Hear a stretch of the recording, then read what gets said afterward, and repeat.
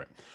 So this is a to pick up where we left off, going from how does data from a plugin get into the front end or get into the content response of Octant or the JSON blob that comes out of Octant. So previously we had kind of walked through that stack of showing Go and JavaScript plugins, and now I'm going to show specifically the portion of like the internal overview module and how it gets plugged into generators. And I think that will, then I'll go and show where the plugins kind of get tapped into the same stream of data. And then we can go one step down into the plugin layer. So what we're looking at now is the overview module. It specifically the bootstrap method. Modules within Octant are essentially the big menu items that you see on the left-hand side: workloads, overview, cluster overview. All those are modules in this term. So the overview module is the one that most people are familiar with. It is a namespaced overview module. And the way the content kind of gets described is through, there's this bootstrap method, which is fired up when you, where's it at? It is in the, so right here, when you create a new instance of the overview, we call this bootstrap method. And this bootstrap method is where most of the magic happens. It creates this describer of what so essentially it's describe what a namespaced overview looks like. And if we go look at this is where all of the magic kind of happens of here's the resources you would expect to see in the namespaced overview. Here's the path we want to match. Here's the object key that you should use when you go to make a list call, for example. Here's the object type and the object list type that that you should marshal that unstructured object into. And then here is the default title that we use. I believe there's like a plural title and a singular title. And I think most of them, we just use the plural version for everything as well. So it doesn't really matter. So this is essentially what we call a section. Sections are made up of the collection of resources, and then we load those into this. This is the workloads describer. This is the discovery and load balancing. So we load up all of these various describers, and then we return them. Sections can be nested. So if you look at what a section is, it is a section is essentially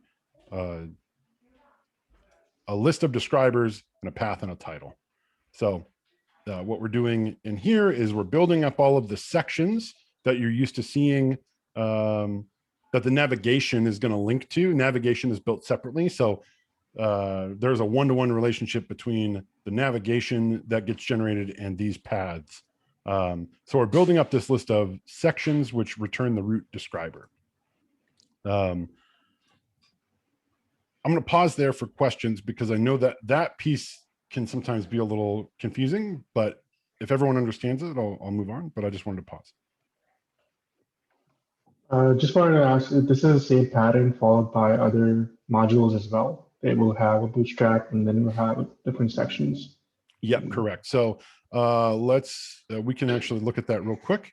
If we go look at the cluster overview, there's going to be a new somewhere. So new, instead of having a bootstrap method, it just does it all. I think it does it all right in here where it says, give me the new path matcher describer here. Build out, there's going to be a build out of, that's going to get fed in. Where's the, right here into the cluster overview object. So yeah, this one, because it's doing less, it it's ranging over. This here is essentially what the bootstrap method is in the other one. If we go look at this list of path filters, that's a nested list of these describers, which is getting looped over for this root describer for cluster overview, which is here.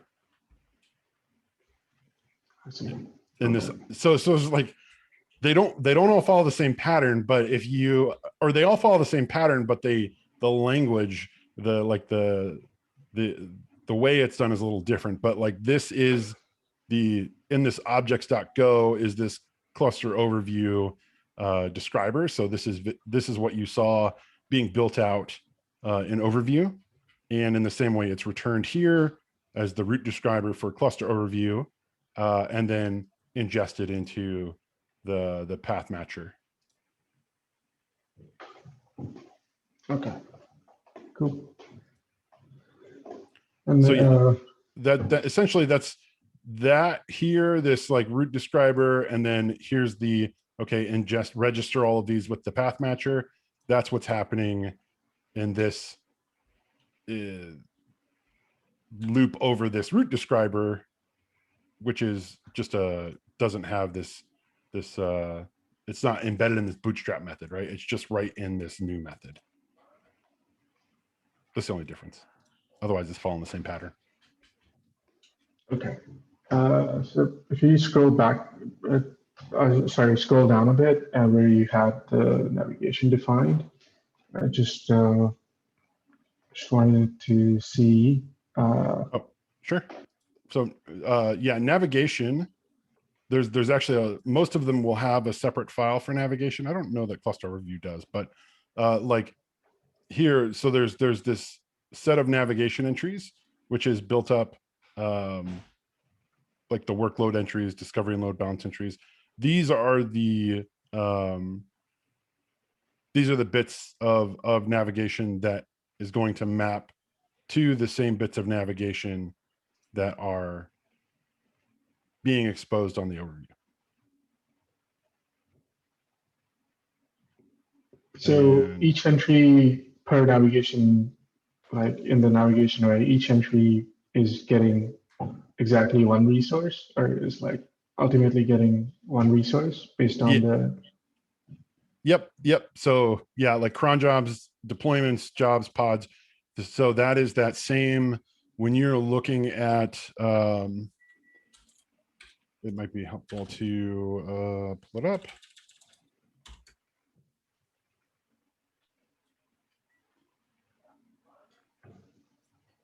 So we're in the names. So we'll just kind of, we're in the namespace overview, right? And that's going to happen in the actual overview itself. There's a section down here for this navigation entry. And you can see here are the like line 204, that's namespace overview. And that maps to the first entry in the actual Octant window right there.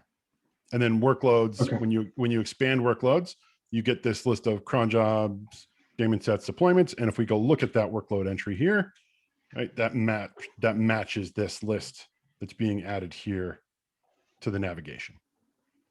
Right. Okay. Yeah, having UI right next to it makes it a bit clearer. Yeah. And then so when you click on, say, pods, right, and you get your list of pods out of this, what's happening is that there's the content path is being set to namespace overview. I believe it's just like namespace overview pods, and then it's like namespace overview with your namespace. So in this case, default, and then pods. And what that tells the what that tells the content generator to do, there's that list we were looking at. I'll pull it back up from the namespace overview describers. So you can see the content path is going to get set to workloads pods, just like that. And it's it actually gets set to like namespace overview, workloads, pods, and it'll have the namespace in the path. But this is the end of the path. This is the part that we're looking at now for the content generation. And that is what takes, so when that path matcher is registered, which happens right here on line 109, right? That's registering every single one of these paths. So like deployments, jobs, pods, that's the mirror of that, these sections. Right. Okay. And then, So yeah, go ahead. oh no, I was just confirming. Yeah, when the request comes along through the WebSocket, we just go through, we match it against this that already exists in memory and render accordingly. Kind of, yeah. So what happens on the WebSocket side is there's a set content path event that gets fired, and that changes Octant's state. So Octant has a state object, which is just not just, but I believe it is state. I believe it's here. Yeah. So this is the interface for state. This is good enough for what we need. This is get content path. That is what is used when we're generating content to say like, what is the current content path set to for the state of Octant? And in our case, in this example, right, it's set to namespace overview, workloads, pods. Got it. And I think, let's see if this works. No, no, what? View developer tools. Okay, that worked. I think, let's see. Okay, and then try that. Refresh. Retry. Cancel. Okay, good. This will work. Open up the stream, and you will see here's the set content path I'm talking about. So like right now, the content path is blank, and the namespace was set to default. So what we end up seeing is the default namespace overview. Now, if I change this to pods, we can come in and we can see that the set content path was set, and it is right there. Overview, namespace, default, workloads, pods. So this portion here is what gets matched to this.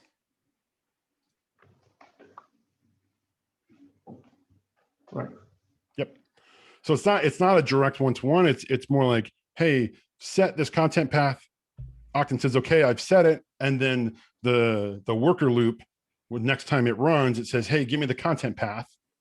And then it uses that to generate the content. And the way it does that is through these the path matcher, which the path matcher takes those describers, those sections that we've built up, and we loop through all of the path filters, which are just which are these essentially, like this dot path is our path filters. So we go through all of those and we register them with the path matcher, and then the path matcher is passed in to the generator, and the generator is what is a module level item. So if we take a look at what the generator wants to do, let's see.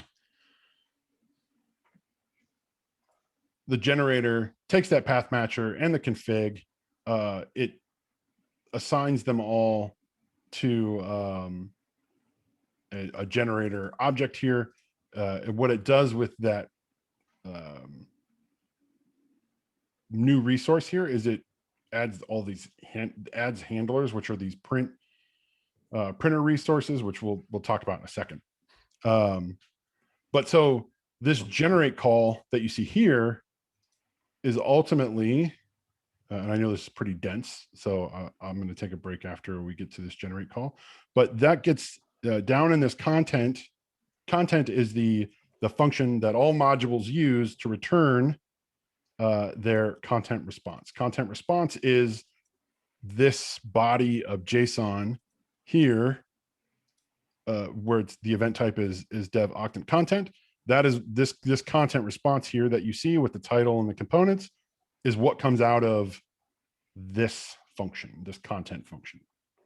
And that is called via this generate. Well, that's the interface, but that's done here versus on this generic generator, which has a generate function, which we populate with the path matcher and the printer and the config. So I'll pause there to answer any questions or see if that is making sense so far.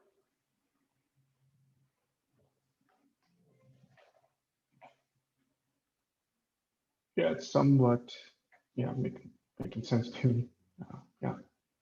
Yeah, we're slowly working our way down the stack to be like, hey, here's and the reason I'm walking through the modules is because plugins work in the same way. So once we go through a module, we'll be able to easily kind of walk through the plugins. Actually, it's more simple. So cool. All right. Okay, so the generator, what it does is it takes that content path from the generate call, which is passed into the content call for the module, right? And that this actually does the work of saying, okay, into the path matcher, okay, is there a path? Like, did I find a path? Is there a path filter for this? Okay, great, there is. Go ahead and grab a discovery interface, which is a Kubernetes discovery client.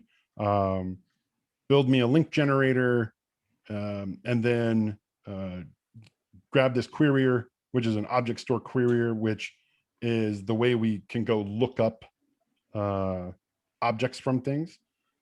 We get a loader factory, which is also, these are both abstractions specifically around how to go look up information. We're building these out so that we can populate an options struct with these load objects functions so that it's generic. And I'll show how that works here in a second. But so the purpose of this generate call is to take all of the context, all of the state, and get it all matched together and make sure that we have a path filter for it. And then we create all of these other clients to look up objects and to generate links and things like that. And we package them into this set of options, which we then pass to a describer. Okay. So this is our like connection to the store, or like does the describer has? Yeah, this is creating the closures, the functions that wrap all of the access to the store and the access to Kubernetes clients and things like that that the describer will take advantage of. I see. Okay, cool. I see. And the reason we do it that way is so that this describer, like, essentially it's a lot of indirections so that only one of these methods needs to exist and only one describer for the section needs to exist. So we'll, let's see, where's it at? Resource. No. No. That's the content response. Just go over to our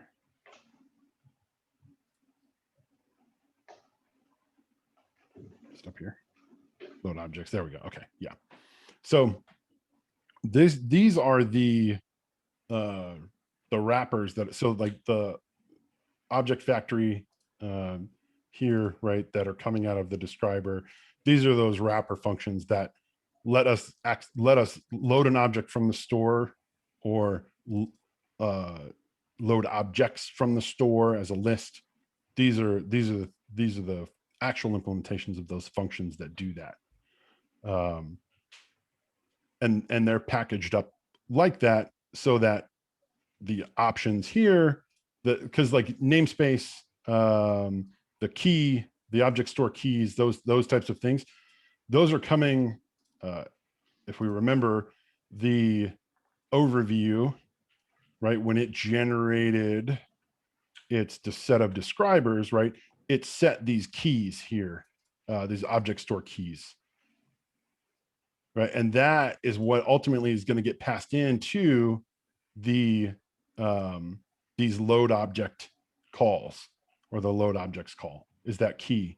It gets passed in as the set of arguments. That's the last argument, is that store.key. So by implementing these in this way, we can now iterate over a list of any module's describers, get the current namespace and the list of keys based on the path filter, right? The path matcher matching and getting a path filter. Then we can now generically just load objects for any describer, because the path matcher gives us the path filter. The path filter has the key that we need to then go look up the object for that path. Okay. Like, this is slightly off topic and probably a different conversation, but this is just for like querying for resources. Like, is there a different flow for taking actions? You know, like having port forwarding, or like. Yes, yeah. Those are specific to the resource itself, because like port forwarding, for example, can only happen on services, deployments, and pods. So only those types of resources expose that event. And we can, yeah, that's a different that's a different flow than what we're talking about here. But I'm happy to cover it after we finish up with this. Yeah, let's not do it here. It's a different topic. Cool. Yeah, I'm good so far. Okay. Luis, Felipe, any questions so far? I am good too. Okay. I know this, like, going through code can be like a very like dense and like hard to follow things. So I'm trying to make it ingestible. Interrupt me, ask questions, and or just say, hey, can you slow down, or speed up, whatever. Like you all let me know. So I'll continue under the assumption that things are going well. Actually, I do have a question. The object store is, it's kind of like a memory cache, isn't it? Is the one that you were modifying? Yep. And you have the pullers, and the pullers just make sure that memory store is updated with the latest information. Correct. Okay. Because, well, I have a question, but it's related with the ticket with the issue that I have, but I can ask later on. Okay. All right. So yeah. So that describes the describer, and essentially how it does its work. It gets these things out of from this these load objects, list object calls, and then there is the actual. Let's see, where is it at? That's just the resource.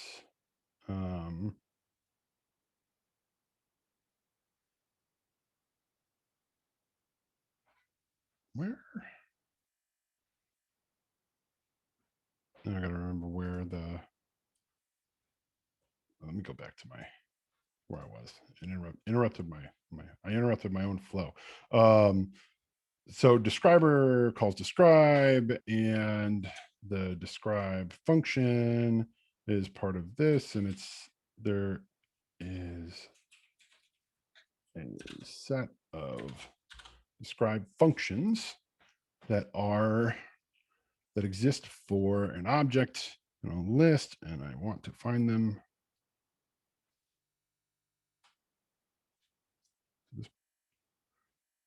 Yeah, that's the describer list. Describer object. Yeah, okay. So there are okay, so picking back up from there, we find out what type of object it is. We don't actually find that out. We use all of the metadata that we have to build out a set of options so that the describer ultimately can get a list of objects or get a single object that we care about based on the current content path and the set of filters, path filters. Then the describe function is called, and the describe function is defined, is implemented by a couple different things. So there's a new object, which is the standalone object describer, and there is a list. Let me open that one too. There's also like CRD ones and stuff, but these are the ones. These are the same. So these all implement that describe function call. And the one we're looking at on the left-hand side now is the list describe for pods. And so what has essentially happened here is that we have the options, right? So we have that object store key. We know the namespace, it's being passed in directly to describe, right? And then we call that load objects using the namespace and the key, right? And so now without this having to be typed, we know like it can load the objects because it has the right namespace and the key. It will then sadly go through and determine the type so that it can render components, which we're gonna change, but this is how it is now. So, or actually for lists, maybe we don't do that. I think maybe we don't. Anyway, so this is where we actually start to render components. So it's in this describe call. We create the title. Anyway, let me pause here. Did that make sense how we ended up in this describe call? Right, with like the generator here calling describe here. Yeah. Okay. Clearly. Cool. So we're in this describe call, and this is actually where we're starting to create real components. So there's the title, there's a new list. We do some reflect to maybe find the value. Why do we do that? I'm trying to. Oh yeah, okay. So the list type, which is here, is a function of type interface. I don't know. I'm going to hand wave over that because I don't feel like trying to understand it right now. We're doing this because there's a field in there called items. We're reflecting the value of it, and then we're getting that list of items out. Because what we're ultimately getting back from loads is an unstructured list, and unstructured lists have an embedded field called items. And instead of like assuming that it's there, we're reflecting it out to make sure it's there. Honestly, I don't know why we do it this way. There might be a good reason. There might not be. So, yeah. And then the next thing we do is we get the object type for the item to get the actual item, which then we cast that item from unstructured into its concrete type, probably. Yeah, because object type is going to create this empty item interface, and then we're going to do from unstructured, which takes the unstructured JSON and it hydrates it into this item, which is of interface. And then we create a new slice by reflecting the value of that. And then we set the slice into this field called items. And then we cast it to a runtime object. Why are we doing this? Anyway, all of this is this right here, this block of code is taking a unstructured list from the API and getting it into a type that we can use. That type being of runtime.object. And runtime.object is sent into a printer. And this is where we get into type specific printers. The printer is going to be set in the options list. Pretty sure it is. I thought it was. Let me look. Yeah, the printer is set in the options list that gets sent into the describe. And that is done right here, g.printer, G being the generator. And if you remember, when we created a new generator, it went and created that printer for us. It said, hey, given this, like here's the dash config, add the print handlers to this and stick the printer onto my generator function.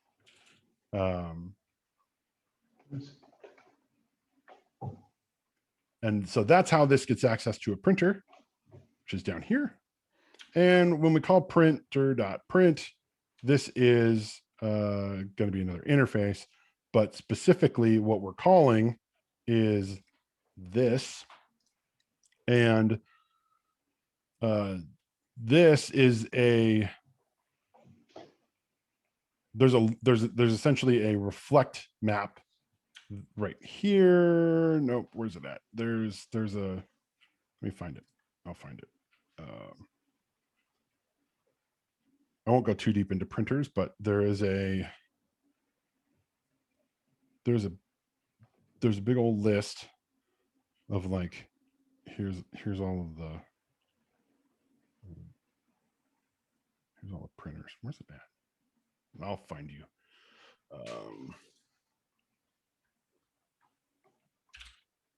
Handler map,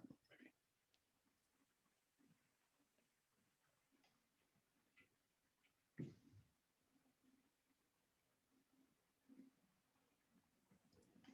Print file, handler. Yeah, okay. So this here, this handler call is what gets called, I believe here. Yep, there it is. Okay, so this is the big list of handlers that we have. And you can see there's pod handler and pod list handler, right? And they'll get registered into this handler. That's this function call here, which puts it into this resource object. And so it's literally a map of, so if we open up like the printer handler here, that is literally a map of this printer, not the print handler, sorry, the printer. I want to open the pod printer since that's what I have open on the left-hand side. So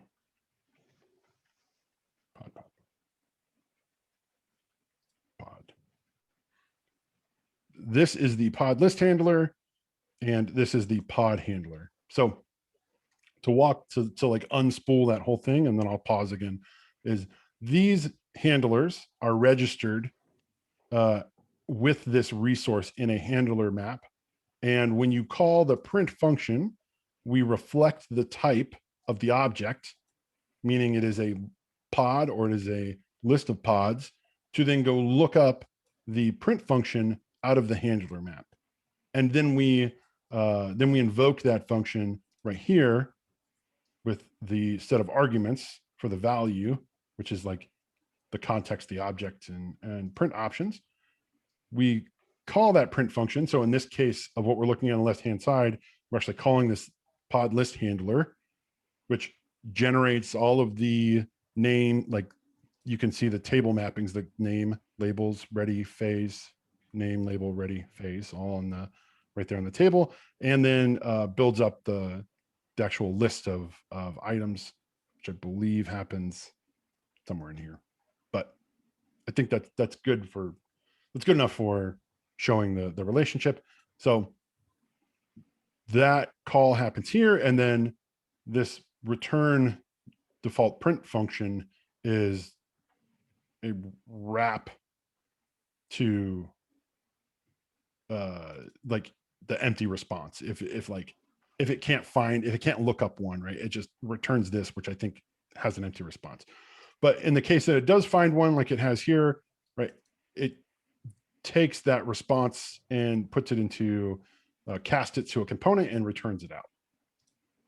So this call right here, I think I'm in the right spot. Hold on. Yep. Describe. This call right here for describe list is calling that print function, looking up the handler by reflecting the list object type and seeing that it is a pod list.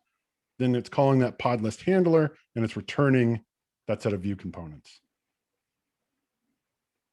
Because it was a list call specifically, we then cast that view component response to a component.table.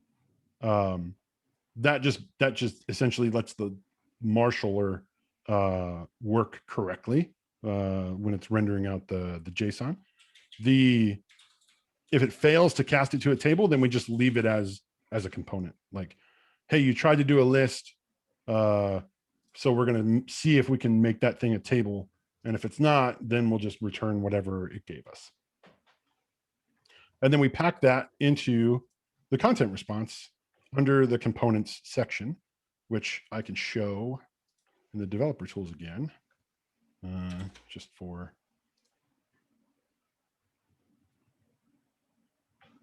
clarity. Let's see. Workloads, pods, content. So these components here, the view components, right? That is ultimately the map of what is what is pushed into the view. So I'm going to pause. Okay. I'm going to pause there to see if there's any questions before I move on.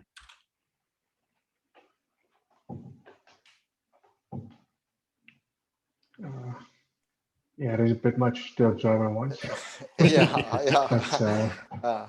No, it's dense. I understand. Yeah, like I there's not like the thing is like all of this stuff is like in levels of indirection and abstraction, and it's like there's no good way to explain.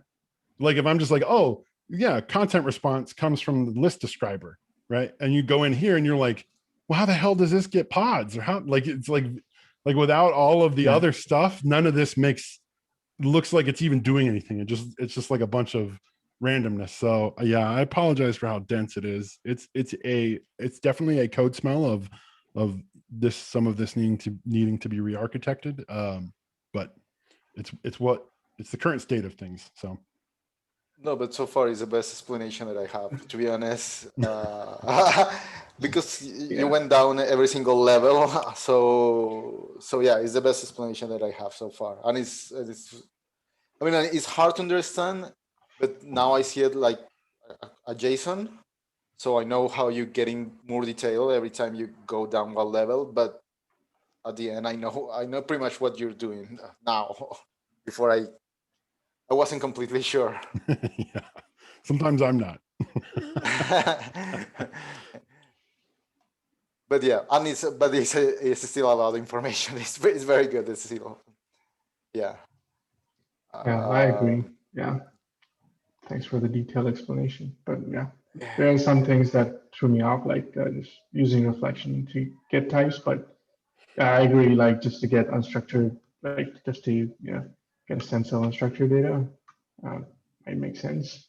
But yeah. No, and I was completely lost where the printers go and where different things go. Now it kind of make sense with the object that you built Yeah. in the describer, isn't it? It was in the describer where you put the printers and the querier and everything.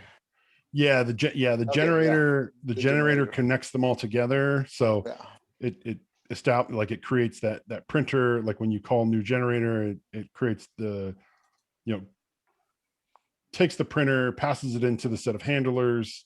And that is to make sure that the whole list of handlers is available. And then it uses that path matcher, the printer, and the dash config to create this generator object, which then ultimately calls describe, setting a bunch of describe options, building out the ability to list and fetch objects out of the store, and then describe based on the type. So like if you're describing an object versus a list, we do our best to kind of guess, or CRD, for example, we do our best to, those are direct mappings of like, you are looking at a list of things. And that happens through the like this new list, which is part of the resource here. Right. And so when you call describe, you get this list.describe, because this is this new resource comes from objects. I didn't want to go into like the reason we saw this before, right? Like I've created the new resource.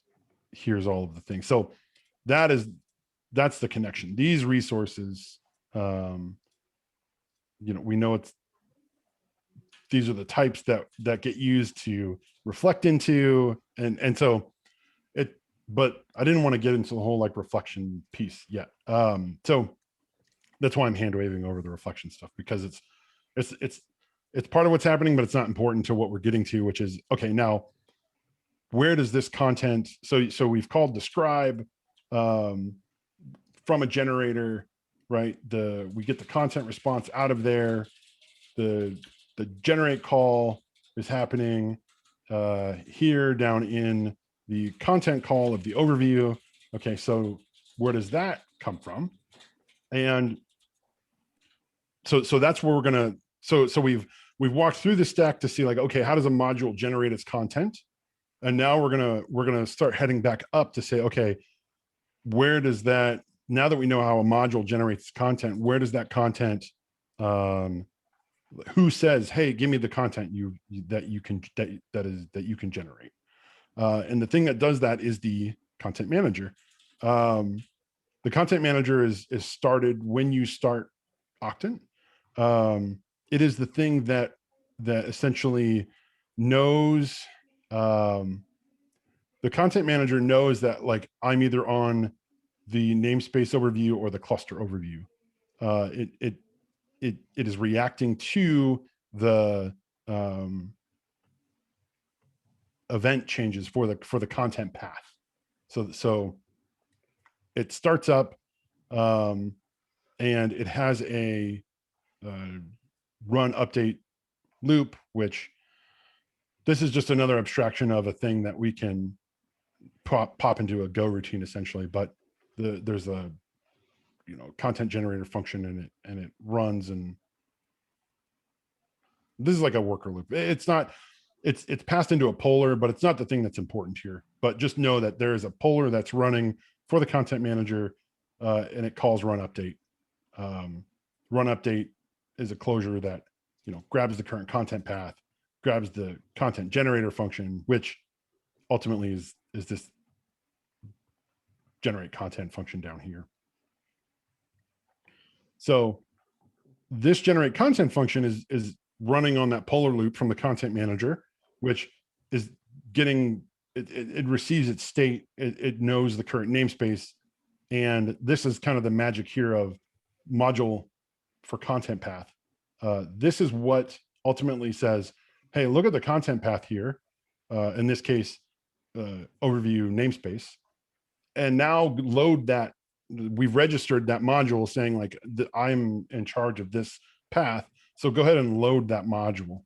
And then from there, with that module loaded, it will then call the content method of that module. So in our case, it's calling the content method of the overview module, which we just explored and looked at, you know, how it extracts the rest of the information from its path to know what it should show.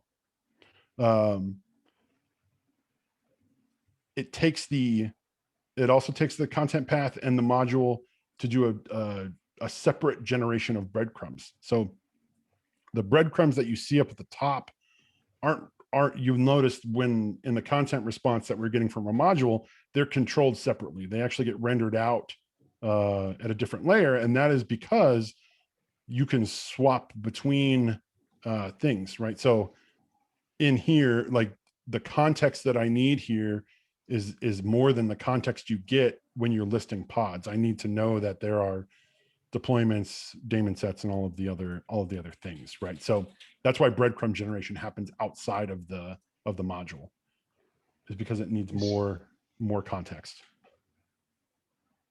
That's a neat feature. I didn't know about that. Yeah.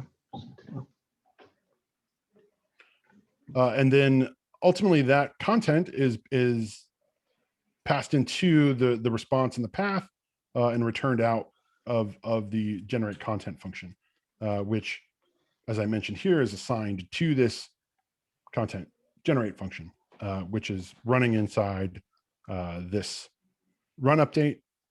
And then now we're getting into we're, like I said, we're walking back up. So now we're going to see how these events get fired in.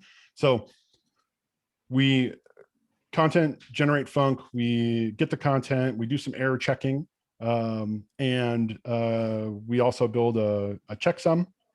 The checksum is, the goal of the checksum is eventually to be like, hey, did this content change? And if it hasn't changed, then we don't need to send a new event. Anyway, it's okay. It doesn't do what we really want it to do, which is what we really want is like, don't even run this, like go into the content and be like, and go to the object store. Like, don't do any of that. Just be like, did we get an event that something has changed? And if so, let's generate new content. But if nothing's changed, don't even bother and just serve up a cached version. Ultimately, like we're going to work towards something like that. But so that's here just to be like, hey, was there a change, overall change of the content? We check the context to make sure there's no error on it. This context is the same context that's used throughout when it's passed in, it's used by the WebSocket client and the Polar and other things. So like essentially this is like, was a run update happening and then the WebSocket client disconnected? Oh, well, if they did, it's either it'll have been a canceled context or it'll be in an error state. And if it's in an error state, right, don't send it, right? So but in our case, we're not in an error state.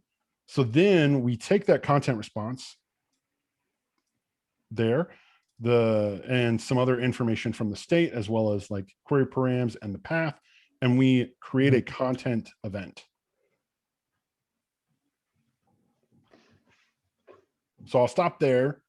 I'll stop there, I'll refresh, and then I'll open for questions if there are any.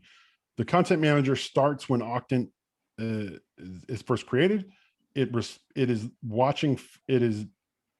run in a Polar loop, and that Polar loop is grabbing the current content path, using that to inform its content generation, and then creating an event for that new content and sending it to the Octant client, or sending it with the Octant client, which will ultimately result in it ending up on the stream.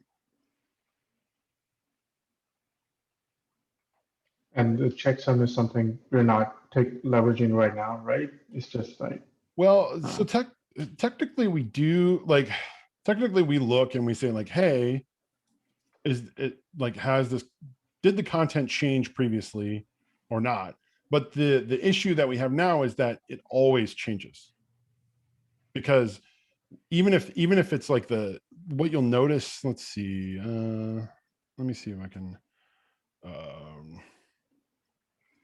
let me go into like a deployment, simple app. So what you'll, like if I delete this, right, you'll see that it'll create, and you look at this counter, you see 4 seconds, 5 seconds, it's ticking every second. Well, we consider that a content change. We consider, like when we do the checksum, we're like, oh yeah, this object has changed because the age is now different. And every object's age in Kubernetes is always like, except for certain things, but most things have an age and it's constantly ticking up and it's constantly changing.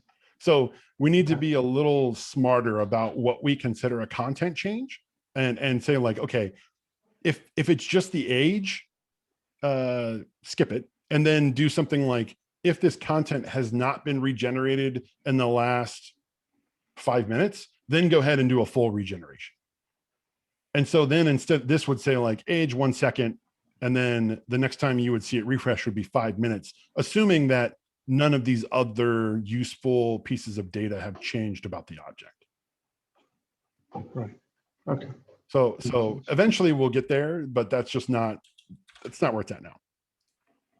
But that's kind of the idea of having a checksum around the content.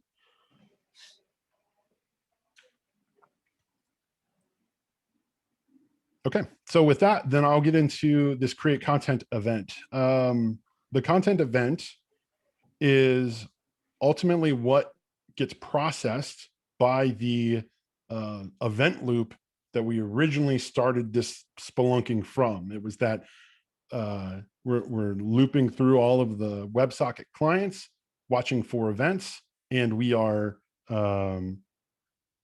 handling those events and making sure that they get broadcast out to clients. The read pump, the read loop, is where that event is received at. So this is just the function that creates this event, and it's a specific type. So it's event.octant.dev/content. If I don't know if you all caught that from the first time that I showed the console, but we can actually see, if we look at the stream and I select pods, we can see the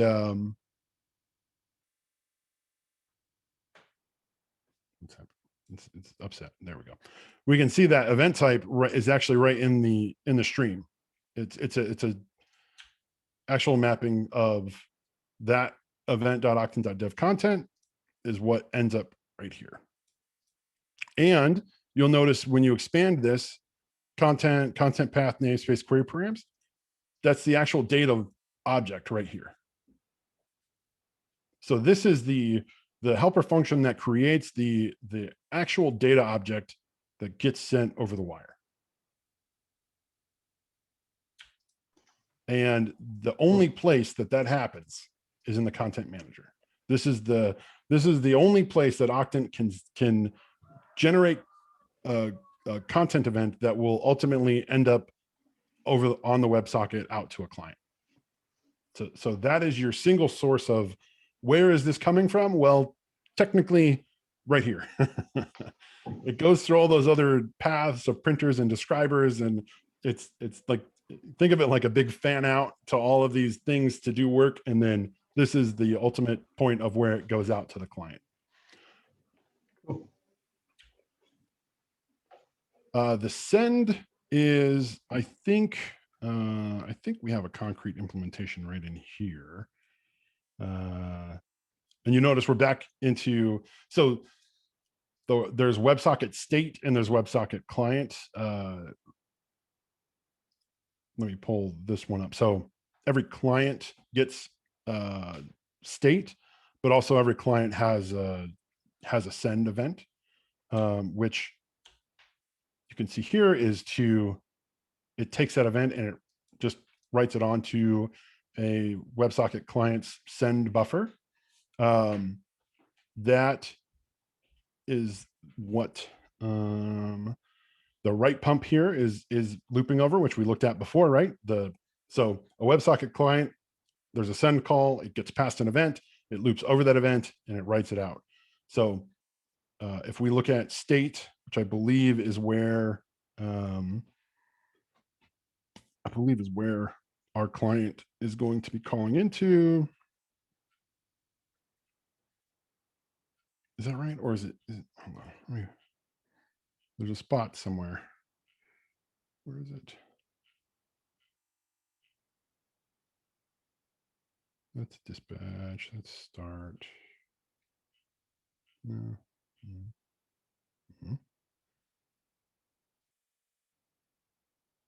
Send. Oh no, I just confused myself. I just showed you I was in the right place. Sorry. Yeah. the state, there's an interface that is defined for what an Octant client is, and that is the ability to send an event, to get the ID, and to stop the current client. This content manager, when the run update runs in the polar loop, it receives the client here.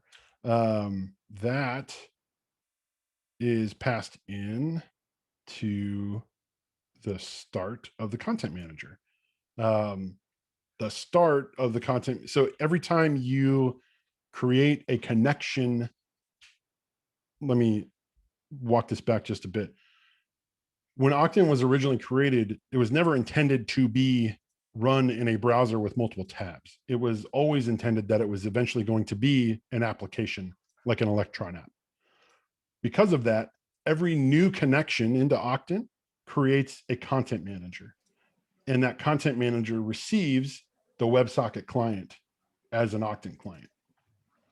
So when you open up 5 tabs in a browser, you're getting 5 content managers, each one maintaining a set of state and or each one holding on to Octant state, which is a global state, but getting a unique Octant client, which is not global state. So a big one of the things that's interesting is, like, if you're running Octant with multiple tabs open and you switch contexts, it'll switch context for all the tabs you have open. It used to do that for namespaces as well, but we pushed namespace state onto the WebSocket client state, which prevents that from happening. But ultimately, now that we are running an Electron application, you'll probably see us pushing more things back into the global state for ease, because it's not, our handler is not designed, and it's intentional, is not designed for many clients connecting at once. It's designed for one client with a very high fidelity, low latency view. And so it's kind of like one of those things, like you can do one really well, but you can't get like a ton of low latency, high fidelity clients connected to a single source. Well, you have to slow it down at least to like every 5 seconds, or some order of magnitude slower than we update and refresh as quickly as every second if your data is changing that fast. So anyway, that content manager is started when a WebSocket connects. It receives that WebSocket client, and then it passes that WebSocket client into the polar, which our polar is just a run loop. And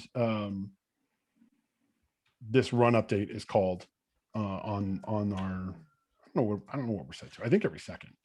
It's like that's the worker count. What is our polling? New timer. No, I don't know what our polling time is.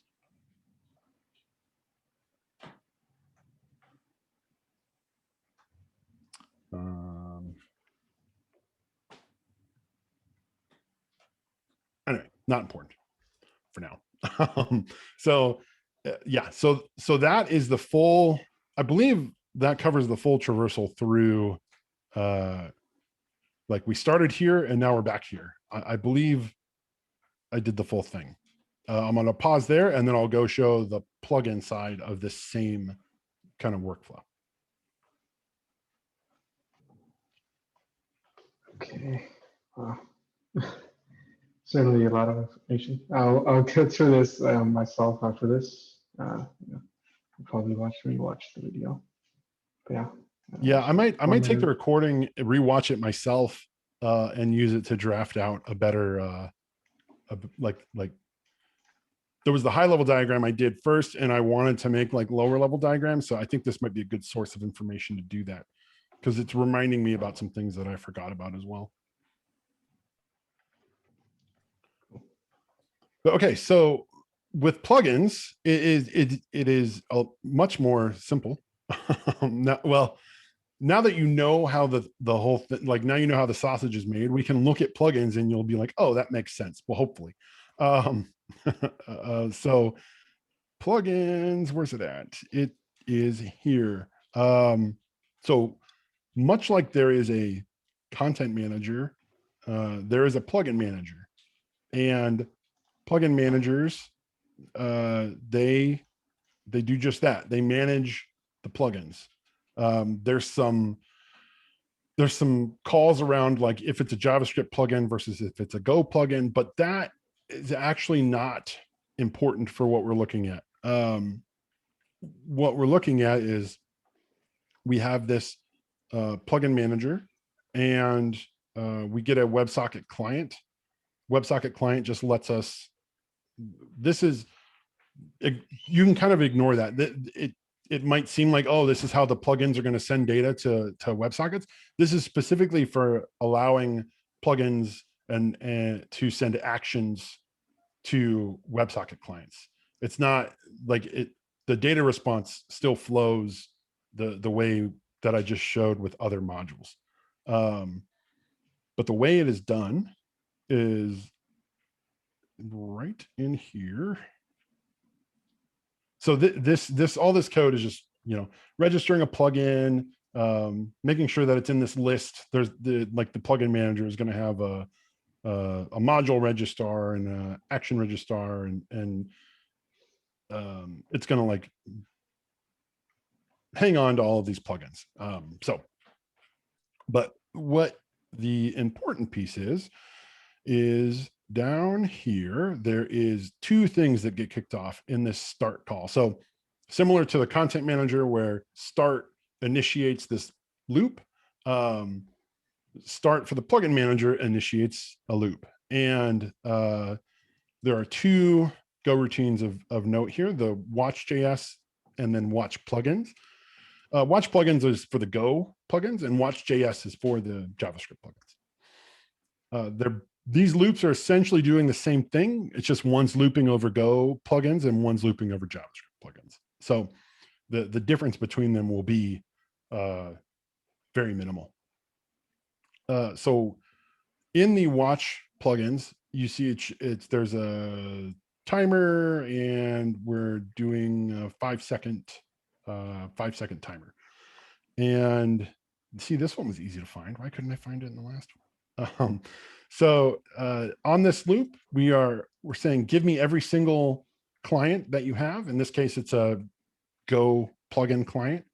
And we loop through, and we call this start. And start, which is down here, is basically, hey, make sure each of these plugins is running. So that's what this block is doing. It's saying, hey, go make sure each of these plugins is running, and if they fail, try to restart them, stuff like that. If they're already running, we're good. That's what this block of code is doing. This is the actual start, where we're going to loop through, and now we're getting back into some plugin terminology, but we're looping through, and we're getting that list of capabilities. We're registering, so we're getting any action names that we can register for. We're setting up the store to make sure that, or we're storing the plugin information to make sure we can get it out of the manager. And we're checking, like, if it's a module, and if it is, we're registering it as a module. For reference there, when a plugin has top level menu, so like it shows up on this left bar here, that means it's registered as a module. You can see that in the metadata here where it says, oh, I'm a module. If you're not a module, then you don't get this top level menu where you can control your own content. So once it has started the plugin, then there's kind of like a magic that's happening because we're using HashiCorp Go plugin. So this is taking that client, getting the information out of it, registering all that information, and then there is a set of much like in the other in the modules we were looking at before where they had these methods to generate content, the plugin manager wraps the content generating methods of plugins. So there's a print call, there's a tabs call, object status, and I'll show each of these. So this print call, right? Here's a runtime object. So, oh, and where this, sorry, let me, just so I can show where this hooks in. There is is it here?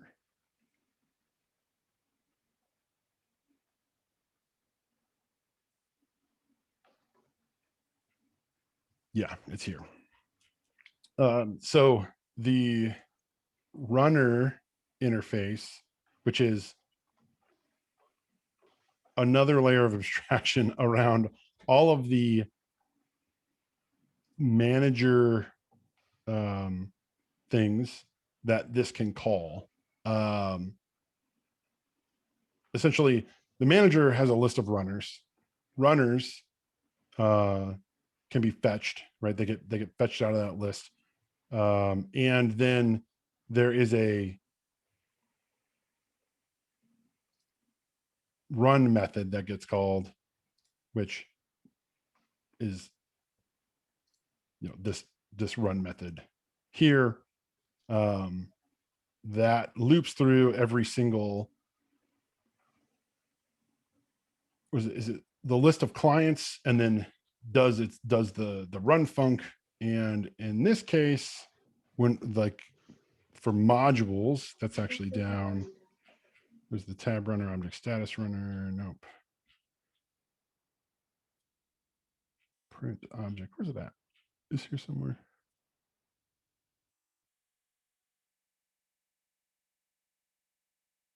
Where's it? Do we not have a runner for modules? I thought we did. I think I'm wrong. Let's see. Register as a module. Yeah.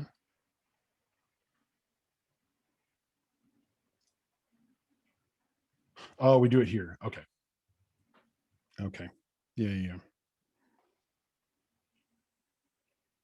Yep. Okay. So let me back it up a bit. there's a couple different things plugins can do. Plugins can act as a module, which I mentioned, which is like when I was going through the overview of how it prints stuff, that is module level printing.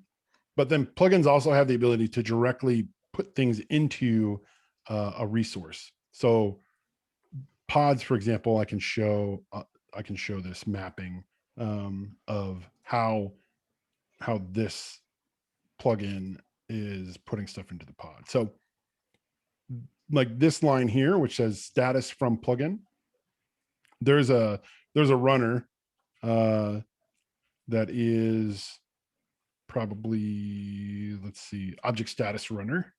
So this is a run func, which we saw before, that the manager was looping over runners and calling run funcs. These are closures that hold the context needed for the GVK and the object.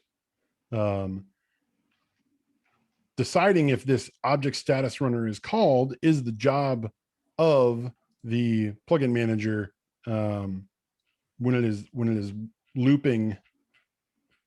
There is there's like it's literally an if check. Let me find it.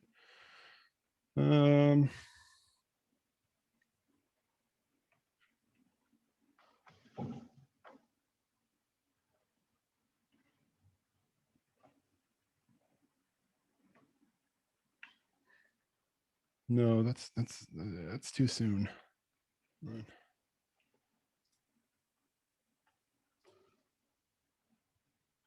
No, that's all the remote service. I'm gonna find this. There's it's literally a loop. Oh, you know what? Hold on. I think I know where it's at. It's the plugin manager. Where's the new? No, that's the default store.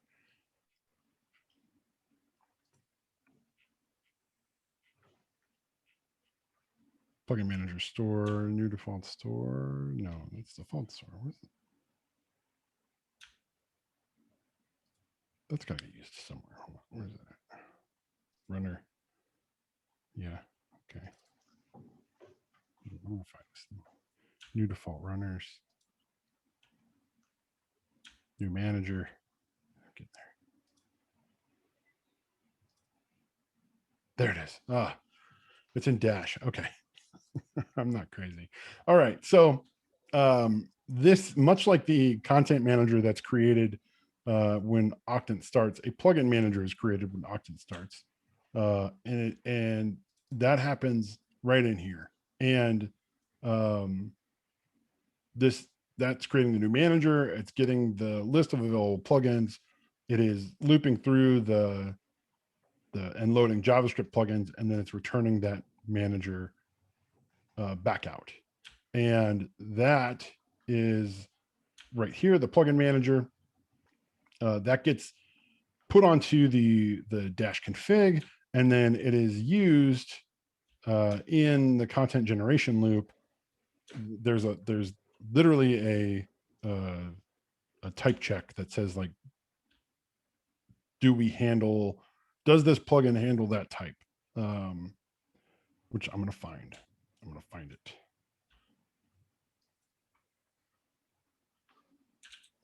Because we need to find it so that you can see how. Yeah.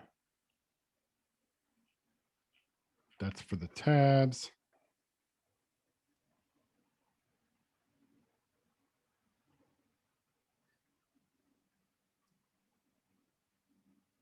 Well, actually that works too. So you can see this plugin has also created an extra pod details tab. So how that works is the plugin manager knows all of the registered plugins, and it exposes this tabs call. It will then, that tabs call, I believe, is the one that we were just looking at that knows what plugins are registered for the object. Where's it at? Here it is. So we get the runner, and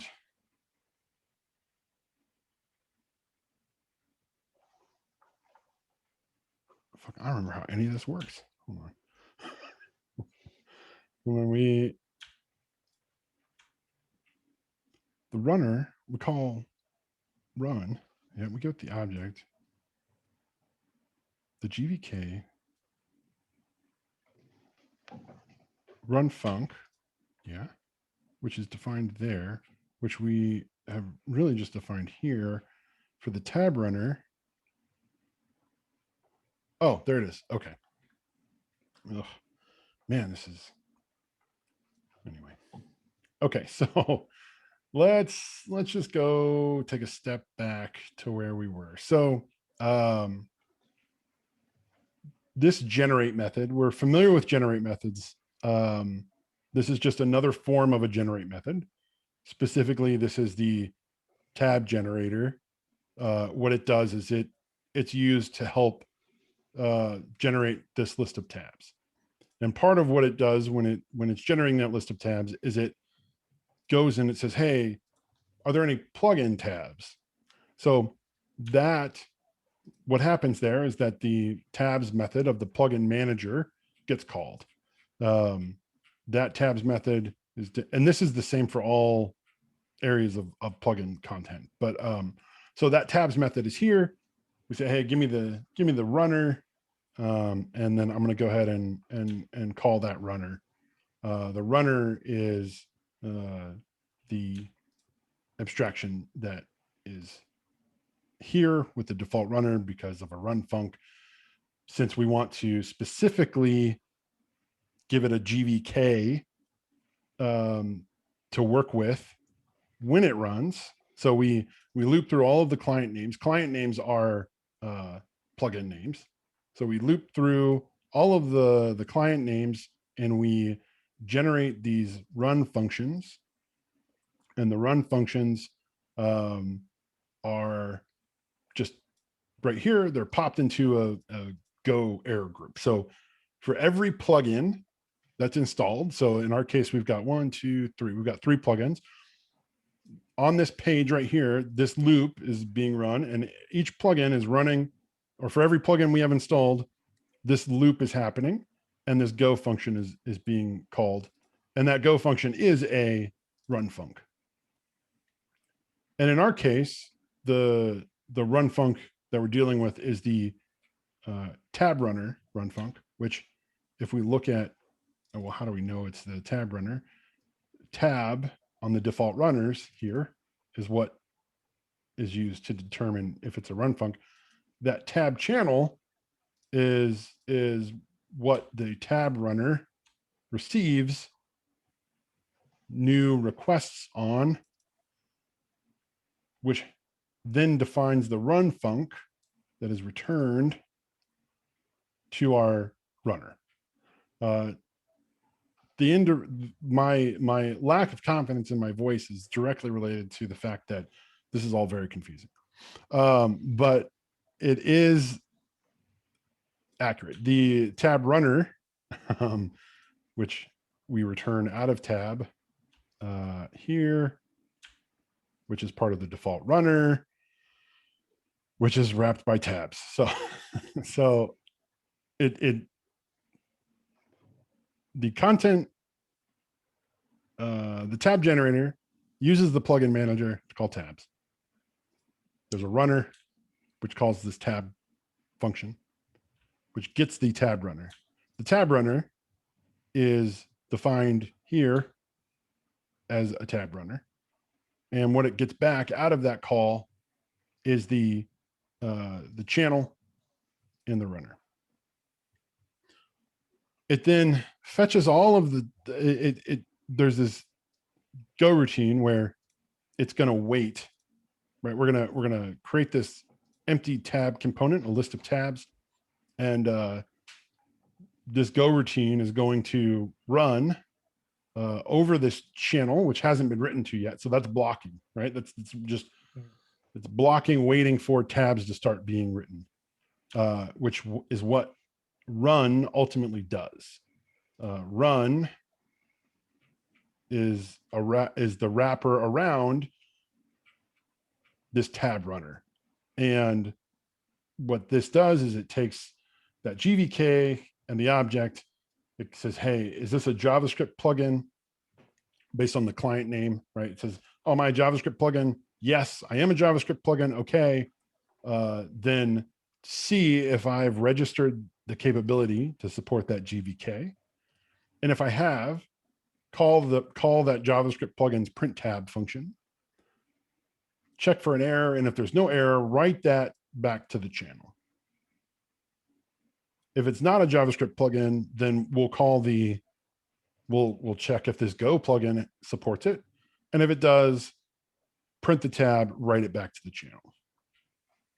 And since that's writing to the channel, that then every time that happens, this for loop like loops through and says, yep, okay, I'm appending the tab. It's good. Everything's great. And then when we close this channel here, so after this blocking run method returns, we close that channel, which then releases this for loop. And then we write to the done channel, which then releases this wait here. We then sort the tabs by name and we return them back out. And as we saw before, that's returning those tabs back into the generator, which then checks for an error, loops through, and puts them onto its list of tabs. So that was a lot. I'm happy to go through it again, but I think I eventually got there.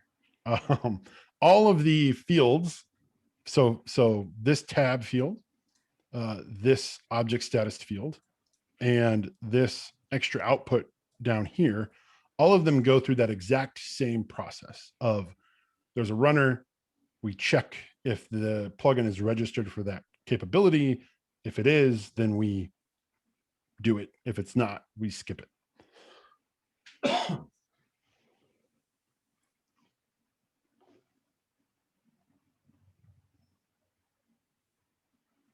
So does that make sense? At least a little bit.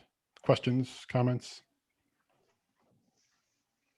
So just from my understanding, yeah, we figure out based on capabilities and also, what kind it is, a module, tab, or whatever. We call it the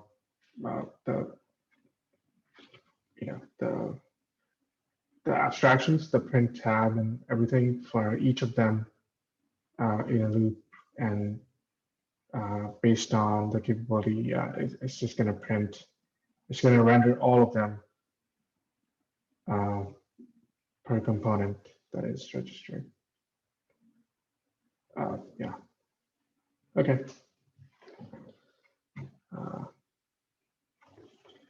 I might have questions later, but yeah, I'll have to just rewatch this because this got too deep. Yeah. Yes, I'm here. It's a lot of info. Yeah, that makes sense. I might as well use this last little bit of time to make it a little deeper then. So I just want to touch on the okay, how does this thing, so this is like the object one. This is for the status. We can see that like it's the same pattern, right? We have this plugin manager we call print. That in turn calls this print. Where's that? It's here somewhere. That calls this print, which then is the same pattern. There's the runner, the channel. We loop. We wait on that channel for responses. Set the done. Close the channel. Wait, sort, return. So it's all of these. Yeah, all of these. The tab, the print, the object status. They all follow that exact same pattern with the runners. And then now to like link this to, for example, like the JavaScript plugin. So this tab runner is here running. It says, oh, you're a JavaScript plugin. Great. We'll now call the JavaScript plugin's print tab method. So we see this interface. And that is now going to do the work of, okay, I have this plugin in memory. Go do the object request call, which is tab handler, and go fetch the tab the tab response for this plugin. Object request call is just a helper function that knows how to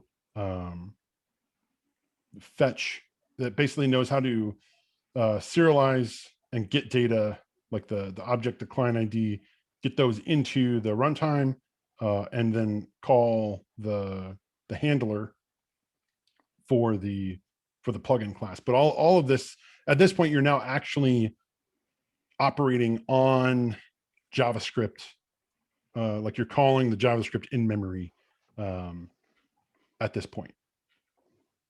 And then this all just returns up and out from here. So like there's like the print, which is for the statuses. There's the tab, which is for the tab content, object status. It's all direct calls into the JavaScript now. These returns are already like this tab response is the tab response type. We know how to serialize it. Like we know how to turn that into JSON. So by the time data is coming out of here and ending up here, right, it is of that type. It's of tab response, and we write it directly to the channel. So for the work that specifically the work that you're working on, Vikram, where you you want to be able to get that context values out of things so that they can be used in like store calls. That is probably, let's see. So let's see. I want to find like specifically where we're gonna be able to do that. I think it would be like object request call. I saw when I was exploring, I saw a different directory with, like Oh yeah, methods that's for listing or getting, Yeah. different resources defined. Right? Yeah, right there. Yeah. And it felt like, yeah, and this call method was where the JavaScript functions are called with their arguments. Yep. So yeah, so the call method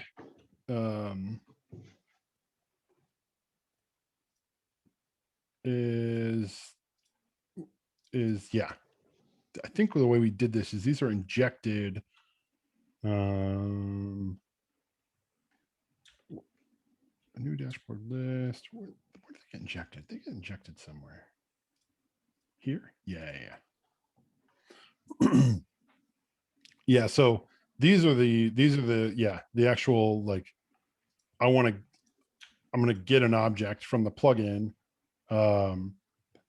This right now is just a single thing, which is the key, and we hydrate that argument at position 1 into a key.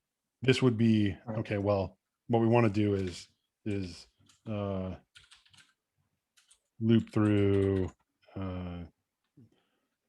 IDX1, right, and write to it's like context dot with value, I think, right, something like that. Right.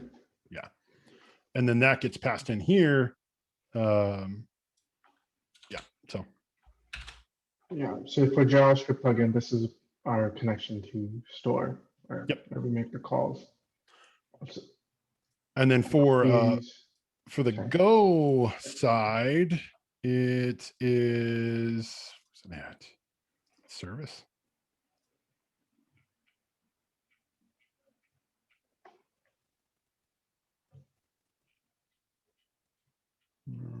Dashboard, close.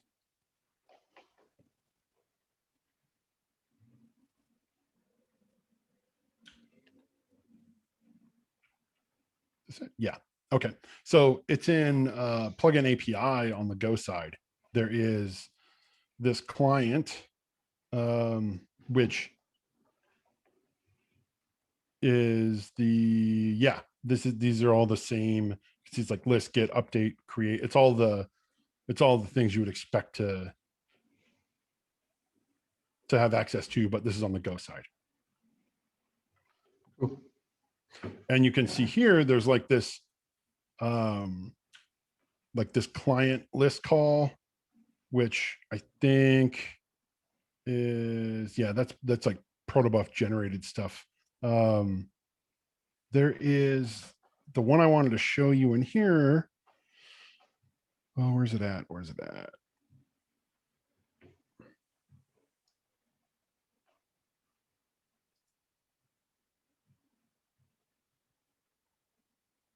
Yeah. Okay. So this one, I think it's this one.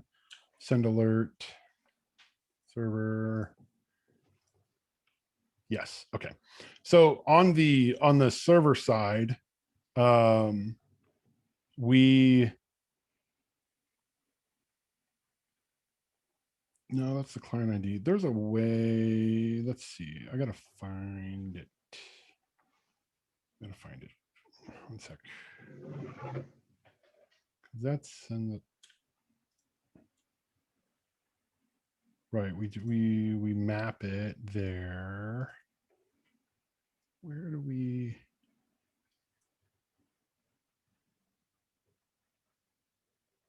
Convert from alert. Is that it? No. Anyway, this is important.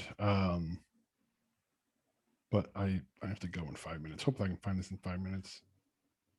Well, here, let me, you know what? Let me, I'm going to stop